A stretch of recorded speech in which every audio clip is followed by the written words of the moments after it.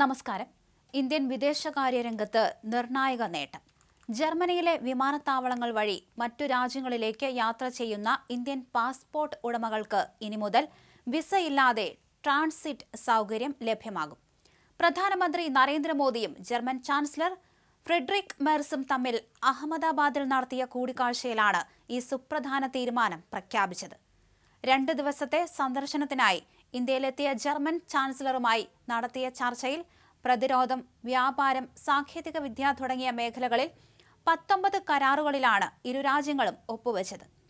യൂറോപ്പിലേക്കും അമേരിക്കയിലേക്കും Germany വഴി യാത്ര ചെയ്യുന്ന ലക്ഷക്കണക്കിന് ഇന്ത്യക്കാർക്ക് പുതിയ തീരുമാനം വലിയ ആശ്വാസമാകും. നേരത്തെ ജർമ്മൻ എയർപോർട്ടുകൾ വഴി കണക്ഷൻ ഫ്ലൈറ്റുകളിൽ യാത്ര ചെയ്യാൻ ട്രാൻസിറ്റ് വിസ എടുക്കേണ്ടി വരുന്നത് യാത്രക്കാർക്ക് വലിയ സാമ്പത്തിക ഭാരവും സമയനഷ്ടവും ഉണ്ടാക്കിയിരുന്നു. പുതിയ വിസ ഇളവ് പ്രാബല്യത്തിൽ വരുന്നതോടെ ഇന്ത്യക്കാർക്ക് യാത്രാ നടപടികൾ കൂടുതൽ എളുപ്പമാകും. പുതിയ റിപ്പോർട്ടുകൾ പ്രകാരം ആഗോള പാസ്പോർട്ട് റാങ്കിങ്ങിലും ഇന്ത്യ കരുത്തു കാണിച്ചിട്ടുണ്ട്. ഹെൻലി പാസ്പോർട്ട് ഇൻഡെക്സിൽ 80ാം സ്ഥാനത്താണ് ഇപ്പോൾ ഇന്ത്യ.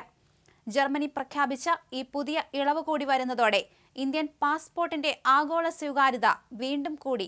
യൂറോപ്പ്, അമേരിക്ക, കാനഡ തുടങ്ങിയ രാജ്യങ്ങളിലേക്ക് ജർമ്മനിയിലെ ഫ്രാങ്ക്ഫർട്ട്, മ്യൂണിക് തുടങ്ങിയ പ്രധാന വിമാനത്താവളങ്ങൾ വഴി കണക്ഷൻ ഫ്ലൈറ്റുകളിൽ യാത്ര ചെയ്യുന്ന ഇന്ത്യക്കാർക്ക് ഇതൊരു വലിയ ആശ്വാസമാണ്.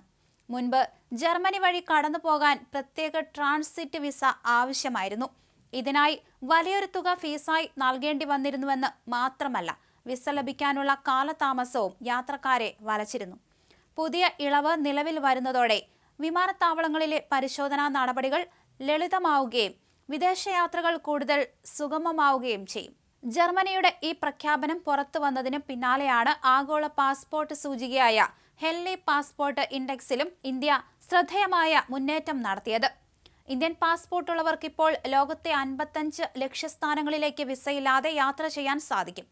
ജർമ്മനിയുടെ പുതിയ നിലപാട് വരും വർഷങ്ങളിൽ ഇന്ത്യയുടെ റാങ്കിംഗ് ഇനിയും ഉയർത്താൻ സഹായിക്കുകയും ചെയ്യും. ഇന്ത്യയിൽ നിന്നുള്ള ആരോഗ്യ പ്രവർത്തകർക്കും നഴ്സുമാർക്കും ജർമ്മനിയിലേക്ക് കുടിയേറുന്നതിനായുള്ള സ്കിൽ പാർട്ട്ണർഷിപ്പ് കരാറിലും ഇന്ത്യയും ജർമ്മനിയും ഒപ്പിട്ടിട്ടുണ്ട്. പ്രതിരോധ വ്യവസായ മേഖലയിൽ സഹകരിക്കാനും ആയുധങ്ങളുടെ സഹ ഉൽപാദനത്തിനും പുതിയ റോഡ് മാപ്പ് തയ്യാറാക്കും. അതേസമയം ജർമ്മൻ സർവകലാശാലകൾക്ക് ഇന്ത്യയിൽ ക്യാമ്പസുകൾ തുടങ്ങാൻ പ്രധാനമന്ത്രി നരേന്ദ്രമോദി നിർദ്ദേശിച്ചിട്ടുണ്ട്. പ്രതിരോധ സുരക്ഷാ മേഖലകളിലെ വർദ്ധിച്ചുവരുന്ന സഹകരണം ഞങ്ങളുടെ പരസ്പര വിശ്വാസത്തിന്റെ പ്രതീകമാണ്. വിസ നടപടികൾ ലളിതമാക്കിയതിന് ചാൻസലർ മെർസിനോട് ഹൃദയപൂർവ്വം നന്ദി പറയുന്നു, പ്രധാനമന്ത്രി നരേന്ദ്രമോദി മാധ്യമങ്ങളോട് പറഞ്ഞു.